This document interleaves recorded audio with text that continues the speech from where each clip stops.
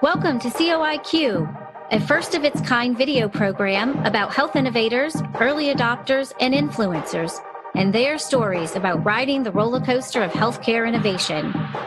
I'm your host, Dr. Roxy, founder of Legacy DNA Marketing Group, and it's time to raise our COIQ. Welcome back, COIQ listeners. On today's show, I am having a candid conversation with Meghan Conroy, the founder and CEO of CaptureProof, and we are talking about what it's like to ride the roller coaster of healthcare innovation. Welcome to the show, Meghan.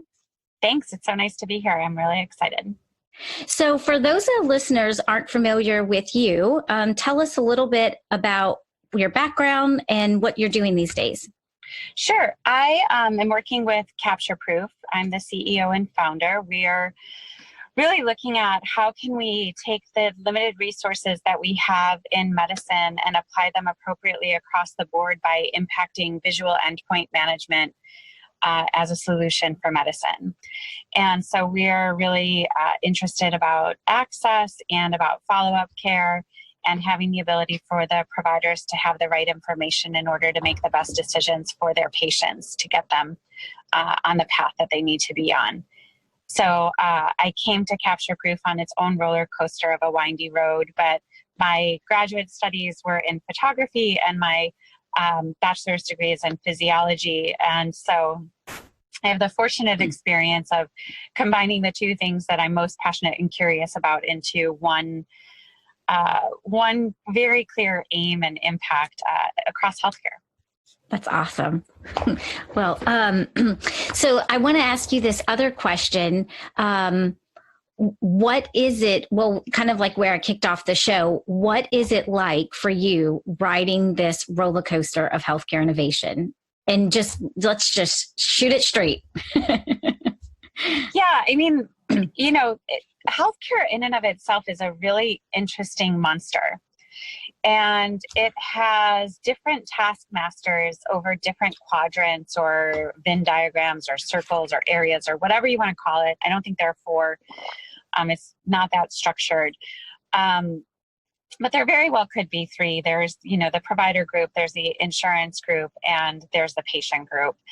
And the fourth likely would be the industry partners such as pharma, et cetera. And the economics of healthcare is a real art as much as it's a science itself, just like the practice of medicine. And so we've had some really interesting times about how we know, even just anecdotally, you can understand that you can read a photo more quickly than you can read a video. It's very clear common sense. I don't have to have a long scientific conversation for that to be proven to someone. But MIT did do a great job and actually scientifically prove that you can read a photo in 30 milliseconds. Mm-hmm. And it takes you a good reader 2 to 3 minutes to read 1,000 words, much less write them down. Mm-hmm.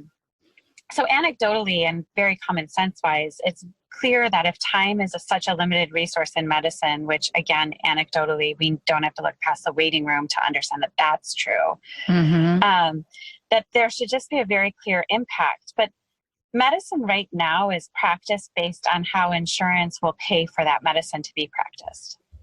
And so your patient is seen by your Parkinson's patient is seen by your neurologist because that insurance company will pay for that monthly appointment to happen and doesn't pay for it to happen any more quickly or any more slowly. And so we've decided to practice medicine based on how insurance will pay for that medicine to be practiced.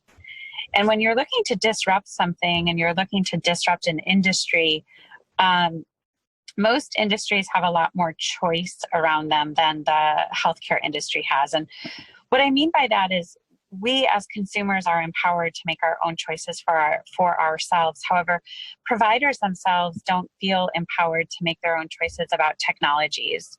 And sometimes with formularies, they don't feel empowered to make their own choices around, pharmaceutical products. So mm-hmm. A lack of empowerment or a lack of choice is something that has been rampant in healthcare. So in and of itself, it's challenging to disrupt, but to add the regulatory, the respect needed, and then also the very artistic economics that have been put around healthcare. That's a nice way of putting it. Well,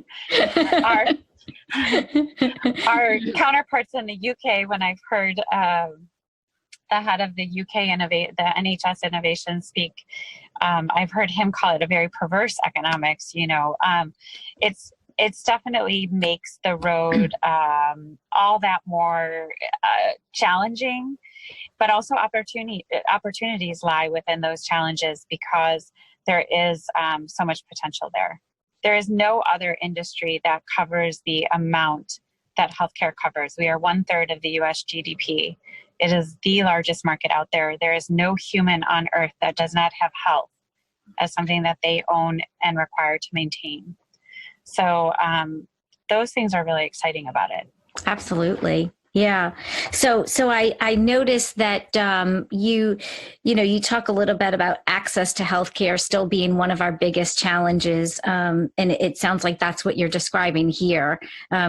When you're talking about what it's like riding the roller coaster, it's the challenges with access that we still have, and the barriers that healthcare innovators have being able to commercialize their innovations in that type of industry. Well, the sales cycle is so long, and the threshold with which innovation is happening in medicine is actually quite small. A true innovation, and that's happening in R&D departments of pharmaceutical companies. That's happening with investigators within teaching institutions who have the ability to go out. It's happening with grants, and then having that innovation be implemented. And we've been very lucky to see some really cool stuff happening in healthcare and continue to see it. I believe that we are just now gaining a time where HIPAA is no longer this catch-all excuse that we're not going to do anything because we're just going to blame HIPAA. Right. We're finally to a point where that's no longer happening. Like, okay, we're HIPAA compliant. Let's move forward. Let's all behave like adults and do what we need to do and keep things private. That's important. And then moving forward to actually implementing. And when you're changing behavior of people, that takes time. And when you're changing behavior of people, when the currency that they're dealing with is actually humans and human lives, it should take time. We should respect that. So I believe I have a healthy respect for the challenge that it is, and a healthy respect that it shouldn't be super easy. Right. And, changing something as integrated as healthcare isn't easy. So I respect the challenge, but I also think that at times we use the challenge as an excuse just to not do anything. And that gets boring. Right. Yeah, exactly. So when you think about your own organization, what stage are you in right now in the commercialization process? Are you in ideation, pre-launch, pilot, full? I feel like we're in every yes, across the board, right? Sure. Ever evolving. Well, CaptureProof's been around for 7 years, and I've been banging my head against photos in medicine and then adding video in 2012. So photo and video in medicine for the last, aging myself, but 11 years. And I see what we're doing is putting a new language really into medicine across the board for globally. I mean, visual language crosses whatever actual verbal language that we use to communicate. We can use whatever words we want to use. So for us, we are in the market. We are working with clients, both pharmaceutical and also with health systems. We have our first Cerner integration heading on its way to success with Bay State, and have been really excited about the new codes that have come out, enabling providers to get $51.15 a month for doing some remote, getting patients set up and then doing remote evaluation of them on the system. And that's an industry change, not just a CaptureProof change. And then We're really excited that Medicare has put out a G code that allows for about $13 for a photo or video read when created by the patient at home across the hospital. So we're excited that the industry is seeing the impact and sees the benefit, and the signals are there that asynchronous communication, and especially asynchronous communication with photo or video, can be very powerful in medicine. Mm-hmm. So we're just spending time, continuing to get the word out and living like a lean startup because, I have one very smart investor who always told me it's going to take longer and cost more and take longer than you think. And, there are the success stories out there that maybe that seems like that didn't apply to the 7-year overnight success stories. But in reality, you have to run like a lean startup, and you have to be very clear to your vision when you're starting and while you're going. That mission has to stay forefront. Yeah, I had a guest on the show a few weeks ago who is probably like 11 years in, fully commercialized, absolute hands down success. I think it was like named one of the top 50 healthcare technology companies by Amazon. And they're still functioning like a lean startup. Right? Because it was so impactful to the bottom line that it became a way of doing business, not just something that they were going to do temporarily until they had, loads of revenue coming through the door. So it's really interesting that you mentioned that. Yeah, I think it's part of your culture. Mm-hmm. And I think that is one of the most important things to keep in mind at the helm of anything is culture. Mm-hmm. And one bad egg can impact you negatively for a year after they leave, so you really have to be, that hire, fast, fire, quick. I don't know. I think that you need to be thoughtful, about all the processes. I think that's really interesting that you mentioned that, because most of the either early or emergent companies that I work with aren't really talking about culture just yet. It's kind of like, oh, well, when we're in year 3, 5, when we've got some millions of dollars in revenue. They already have a culture, whether they know it or not. Right. Exactly. It's just they don't have any control over the culture. They didn't intentionally build the culture. It just built, kind of as an accident and the way of them just being. Mm-hmm. And if it's going great, that's great. But then identifying what it is so that you can continue to have it go great is important. Mm-hmm. Yeah. Yep. Yeah. So it's interesting, some of those cultural dynamics that are maybe just most inherent for most successful startup companies to embody. Exactly. Mm-hmm. Yeah. And different startups deserve different cultures. Oh, absolutely. Yeah. We're all unique people, right? Yeah. So we're all going to have different companies. And so no culture is going to be alike either.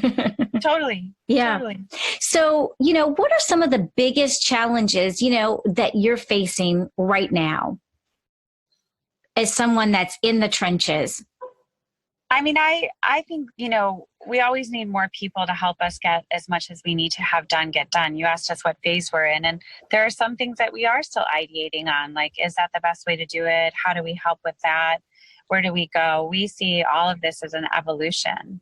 Mm-hmm. So, having more on the team, more feet on the ground, more in your arsenal can be helpful as it is to who can help deliver the work. Mm-hmm. We've got a lot of work going on, and that's exciting. That's a great problem to have, right? Sure. And then in addition to that, I think, like I would have told you 4 months ago, the fact that there's no way for me to get doctors paid for this, but that has, very nicely changed January 1, and we'll see how people are billed for that. But for the first time ever, I'm actually capable of sitting down with a business model with one of my, potential future clients, and can actually map out to them, not promise of potential savings, maybe only if, but actual capital that that this should bring in for them to then have spending power with to do something else with as well. So that's been a really exciting change that we've seen. Which is crazy, because if you're innovating in other industries, you don't have those obstacles to overcome. I mean, it's just, it's great to see the industry evolving and when that's empowering true, think innovators. about it, like, why would any investor ever invest in healthcare? Right. It's so crazy when it gives you so many more challenges than anywhere else. Like, you know, and I think there are people who are good people out there. And I do think that healthcare is a great business. There's great business to be done. But you know, the funds and having investment and unicorns and looking at healthcare, sure, there was PillPack, and that I would give that unicorn status, but PillPack is still a consumer product. You're delivering pharmaceuticals, you're delivering your pharmacy. That's where patients go. There's not the added layer of provider other than they need the permission slip.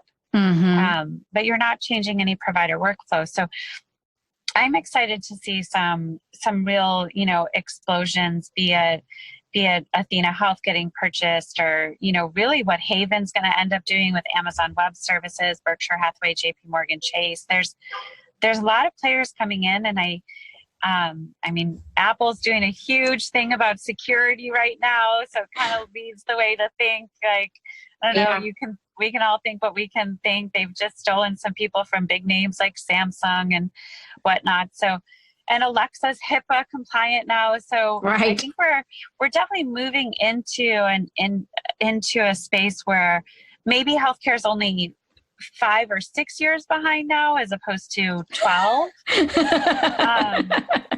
Yes. Yeah. You know, some of the conversations that I have is like, listen, everybody in business seems to realize that healthcare represents 1/3 of the GDP. And it's almost like this goal rush where no matter what vertical you were in, you're trying to figure out how you can get your piece of the healthcare pie.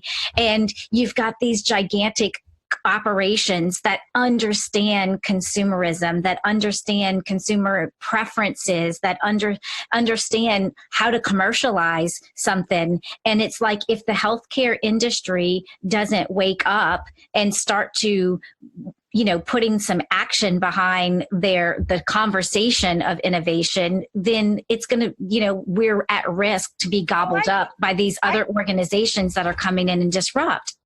I think they're fairly awake. I don't think that they're sleeping on the job, but I think that there's such fear of movement, and the consumers don't hold that. You don't hold that same fear in consumerism. But I do think that, you know, the doctors are by and large employees of the health system. So the health systems own the brain trust. The health systems own the smarts that make the decisions that get the job done.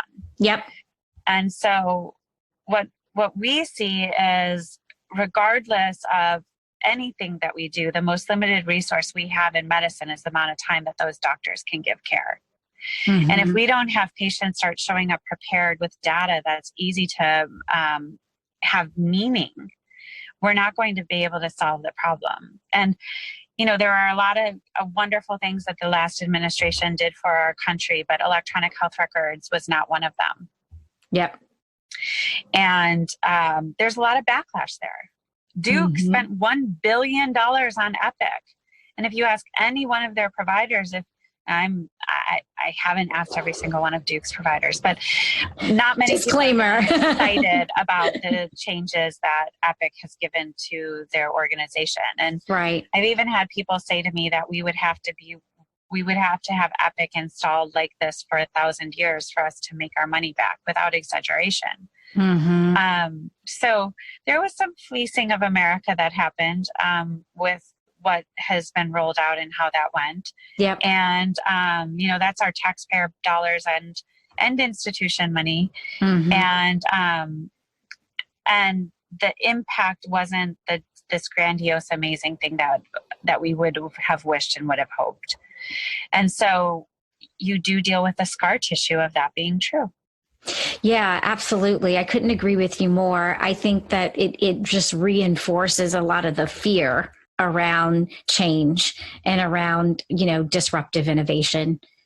Well, Mm-hmm. yeah. And it also hits the bottom line in a way where you don't have the budget to try this, that, or the other. Right. I'm True. hearing a lot about death by pilot right now, and the idea of, you can really get killed by pilots in healthcare, but you also have to start somewhere. So there's this very, very interesting kind of range. But if we've learned anything over what's been going on in the industry, and we have our lovely Theranos court dates coming up, but Mm-hmm. I can only suggest and implore that actual science is put behind anything that you're trying to do in medicine, and that Sure. there is data, and anecdotal is great, but data is really powerful and frankly important. I'm not suggesting I think we all should be FDA regulated, but I do think we should be peer review regulated. Mm-hmm.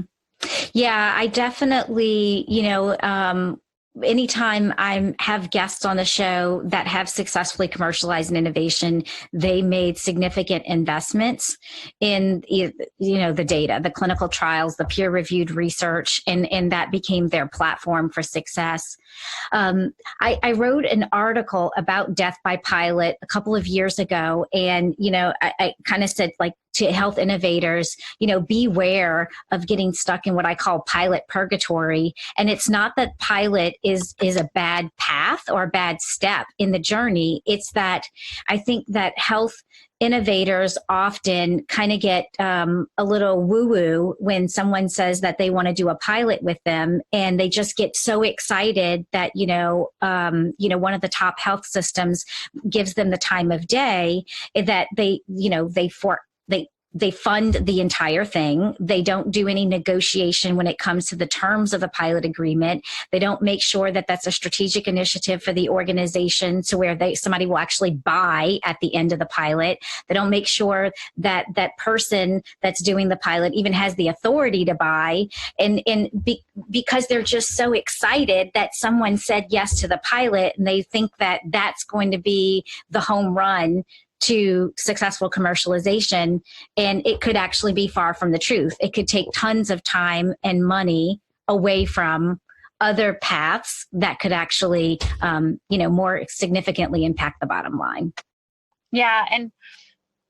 And a pilot bringing you a publication is not a waste. That's great. Right. Do right. it, get it, have it go out. But just a bunch of users for users for users. I mean, there's the argument, though, that, getting those users on and going is great. And there's nothing like real world feedback to make your product right. But getting some sort of vendor relationship going is imperative. Mm-hmm. Definitely. Yeah. So one of the things I'm interested in is you and, other innovators are talking about, the reality of the challenges that everyone's facing, is that there's tons of resources out there to support innovators in this commercialization process. There's consultants, there's resources, there's tools, templates, etc. And so what have you leveraged most, and then what's still missing? Well, I think that what I was able to leverage most was we were one of the first 5 companies to sign a business associate agreement with Amazon Web Services, and every single lawyer that I was going after to be my HIPAA attorney had a conflict with Amazon.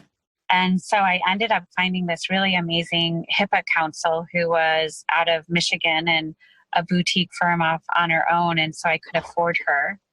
And, we were able to, I had a standing hour meeting with her every week for the first 6 months that we engaged with each other. Mm-hmm. And we've been of the ask first, and ask permission kind of company. We're not apologizing for stuff. So for that, we've really walked eyes wide open into what we're doing and, potentially been less disruptive because we're following the rules, if you will. But there are some rules that we find very important, especially privacy and security when you're dealing with such intimate information about people. Sure. So, but we're a platform of visual information.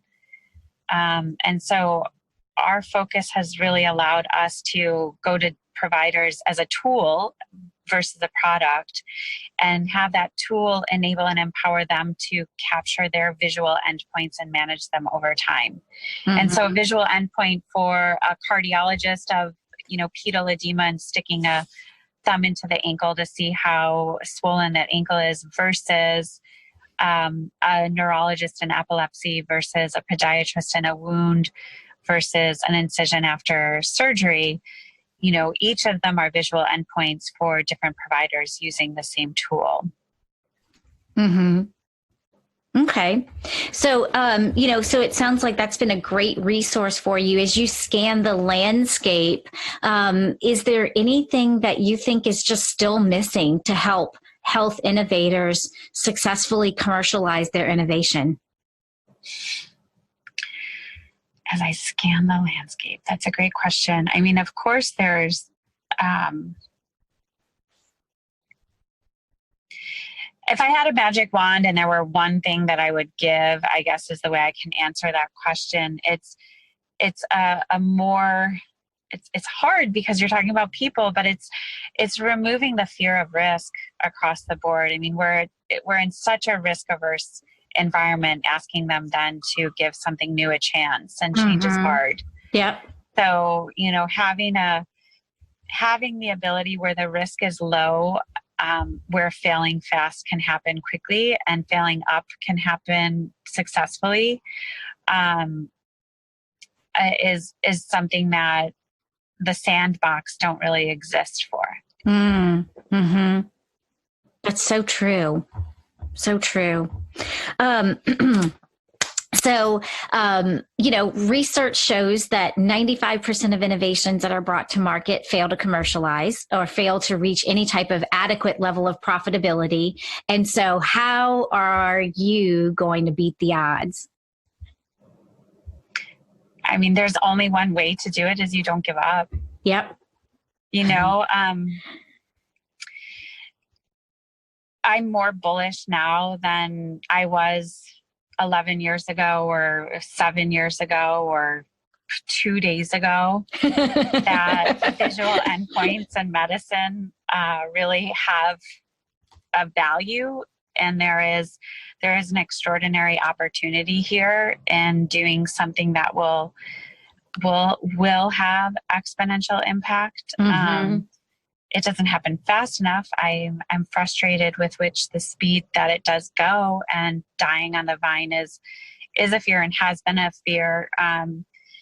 There were days very early on where I felt like my child was in the ICU and I just kept getting bad news. Now I think my child's at least in like the step down unit without any, major things going into it. Seems like we're going to survive by now, but Lip, you never know. Right. Everything changes on the instant. So we're not like an evergreen company. We're not Epic. We didn't have, multi-million dollars coming in on taxpayers, but we are excited at the idea where the business models are coming together, where we're either able to tap into scalable business models that give us a share of the risk with our counterparts, and that the health systems and CaptureProof is able to take that risk on together, or where our health systems actually see the value where they're paying their monthly licensing fees. So we're doing a big shift in our business from a project basis and working with like clinical research projects, sort of trials. We were designed with clinical trials in mind, and going more into that health system setting and having more recurring SaaS models. And I can totally see why recurring revenue is interesting to business. once you can get it set up and get it going, keeping your churn under control and having that go for you can be extraordinary. The automatic customer. Yeah. Right. Yeah. So just a couple of other questions for you. So, what is your strategy? So, you've got a whole market that you're pursuing. And, if we think about the diffusion innovation model, for an early stage company, you're targeting the innovators and the early adopters. And not that you're still not going to get no's, but, I find that a lot of times, health innovators are kind of pursuing the entire market. And so they might be pitching laggards or the mainstream market before they've penetrated the early adopters and innovators. And so what's your strategy for getting in front of those early adopters that are going to be more characteristically more, I should say, less risk averse? Yeah, we haven't really ever had a chief marketing officer or really put the money or power behind that sort of marketing stuff. Mm-hmm. So how we've been doing it is going into key opinion leaders within industries, and then those key opinion leaders are introducing us to others when they hear about projects going on or areas where they might be interested in CaptureProof. I just had Dr. Kavadar of Connected Health at MGH introduce me to a derm department in the North New England area who looks like we'll be doing some work with. So word of mouth has always been the major. And we did a lot of posters at things like the American Epilepsy Society, American Academy of Neurology. So getting posters and getting interesting, intriguing data in front of organizations, and then it's just polite persistence. And sometimes not even all that polite, but just persistence. Right. That's that whole bullish thing, right? Yeah. I mean, at some point in time, it's the hard work. And that's the thing nobody tells you is that, if you're going to be successful at this, what you're doing is the easiest day you have, because it only will get to be more and more and more, And yes, you can delegate, and that's awesome when you have money to delegate, even better. Right. But there's still, success is hard work, and you have to be willing to put it in to get it. Well, I love what you said earlier, when we were talking about how are you going to beat the odds, and you said not give up, because I think that, this is common knowledge. It's not rocket science, but we hear so many times, right? I don't know what the athlete's name was that was swimming, across the country or from continent to continent, and there was fog, and so she was just like a half a mile from reaching land and then gave up, right? And so I find that to be very similar in this journey, that sometimes it's really foggy and we can't really see what's in front of us, but it's that persistence that helps us get to experience all of the fruits of all the labor that we've invested over time. Absolutely. And, the entrepreneur relationship with oneself is, it's its own journey. And it's not for the faint of heart. Absolutely. So my last question for you, knowing that our audience are fellow health innovators that are in the trenches, what is one word of advice that you would have for them? My best advice, other than all that we've said here, the only thing that we didn't cover here, I think culture and persistence are really high up there. And but investors, if your investor on the first meeting isn't blowing sales into your wind, thinking you're going to get to where you need to go, you need to really think about that relationship, because there's going to be enough people trying to block that wind. Say that again. If your investors, even in the first meeting, aren't trying to blow wind into your sales to help get you go further, those are the people you want on board. And in the best of times, they should be blowing air into your sails. But what you hope for is that in the worst of times, they do as well. Yeah. Because it's never an easy battle. And then as much as you can somehow find a balance, whatever that means for you. If that means you have 4 hours Saturday morning where you don't look at your phone, whatever that means, that you go run every day for an hour, whatever that means to you, serve yourself a little bit for sure. That's so true. Well, thank you so much for taking your time today to share your wisdom with our listeners. Yeah, thanks for doing what you do. I really am excited about all of the impact that you're able to have with sharing our stories. So thanks so much for letting me do mine. Thank you. I appreciate that. So how can people get a hold of you? Maybe there's some listeners that are interested in learning more about CaptureProof, or just speaking with you directly from entrepreneur to entrepreneur. Yeah, I mean, if you are looking for anything from CaptureProof, if you do founder@captureproof.com, that email will come to me. So it's just founder@CaptureProof. And we're called CaptureProof because we let patients capture proof of anything that's going on. So, I'm more than happy to answer any questions or help out in any way that I can. But if you know someone who you think could benefit from utilizing our service, we'd be really grateful for an intro. Awesome. Well, thank you so much for your time today, Meghan. Thanks. Bye-bye. Have a great day. Nice you to meet too. you. Bye-bye. What's the difference between launching and commercializing a healthcare innovation? Many people will launch a new product. Few will commercialize it. To learn the difference between launch and commercialization, and to watch past episodes of the show, head to our video show page at drroxy.com. Thanks so much for watching and listening to the show. You can subscribe to the latest episodes on your favorite podcast app, like Apple Podcasts and Spotify, or subscribe to the video episodes on our YouTube channel. No matter the platform, just search COIQ with Dr. Roxy. Until next time, let's raise our COIQ.